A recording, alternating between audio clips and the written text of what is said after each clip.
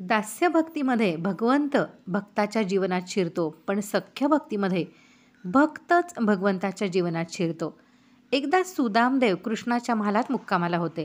तातडीचे काम निघाल्यामुळे भगवान कृष्ण 2 दिवस बाहेरच होते.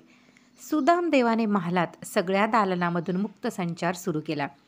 एका दालनाबाहेर पाटी होती, देवघर. सुदामाला आश्चर्य वाटले. अरे, कृष्णाचे देवघर? कृष्ण तर परमात्मा, मग त्याच्या देवघरातील देव किती मोठे असतील? सुदामदेवाने आत डोकावले आणि तो थक्क झाला. आत राधेची मूर्ती होती, अर्जुन होता, सुदामदेव होता, गोपी होत्या. भक्त भगवंताचे चिंतन करीत असतो.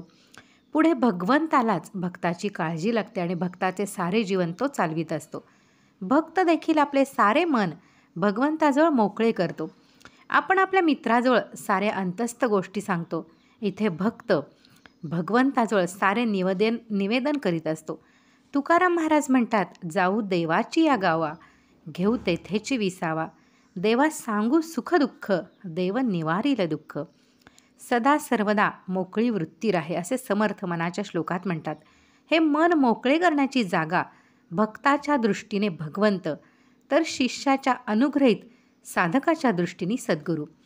भक्त जेव्हा आपल्या संसारातील सारे काही भगवंताजवळ निवेदन करतो, तेव्हा भगवंताला त्याच्या संसारात लक्ष घालण्याखेरीज पर्याय नसतो. आम्ही भावाचे पाहुणे, असे ज्ञानेश्वर माऊली म्हणते. भक्त आपल्या प्रबळ भावाने भगवंताला अक्षरशः विकत घेतो. म्हणून सख्य भक्तीत एक प्रकारचा लढिवाळपणा आहे. अनेक संतांनी आपल्या अभंगात भगवंताशी भांडण मांडले आहे. हा सारा आविष्कार सख्य भक्तीतील मधुर स्नेहबंधाचा आहे. संत नामदेव भगवंताला खडसावतात.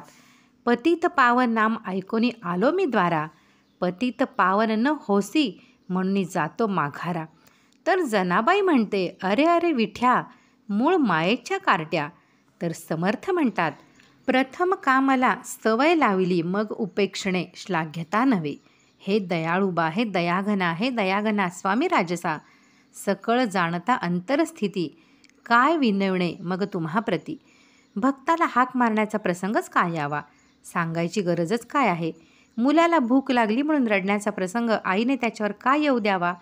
सख्य भाव म्हणजे आईच्या कडेवरील लहान मूल आहे. हे लहान मूल प्रसंगी आईला मारेल सुद्धा, पण आपल्याशिवाय याला कोणी नाही हे मातेला ठाऊक असल्यामुळे ती मुलाचे सारे काही सोसते. त्याप्रमाणे सख्य भक्तीमध्ये भक्ताने कितीही शिव्या दिल्या किंवा किती दूषणे दिली तरी त्याची निरागसता आहे हे भगवंताला ठाऊक असते. तुकाराम महाराज तर भगवंताशी भांडण उकरून काढण्यात फार पटाईत होते. आम्ही भक्त आहोत म्हणून तुझे महत्त्व आहे, नाहीतर तुला कोणी विचारले असते, असे ते पांडुरंगाला ठणकावून सांगतात.